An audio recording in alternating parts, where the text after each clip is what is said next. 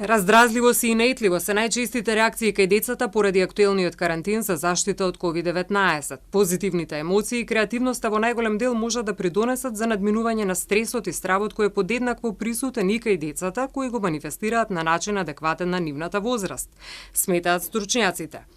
Вонредна ситуација и мерки кои ќе потраат за доброто на сите нас, велат надлежните. Вонредна ситуација и за родителите на децата во предшколска возраст, на кој начин да му се објасни стравот на детето, страв кој нив ги измачува. Децата не може да разберат промената зошто мора да биде дома, зошто ова се случува, преку нивниот револ да го манифестираат преку однесувањето и така да станат непослушни и наетливи. Важно е родителите да разберат дека детето на ваков начин ја манифестира и изразува неговата напнатост, лутина или досада.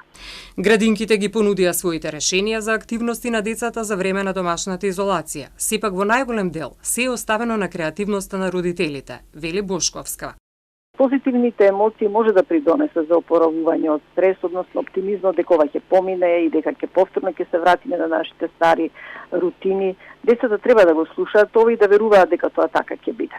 Всушност и психолошката отпорност е поврзана со социјална поддршка, оптимизам, нели, и самодоверба.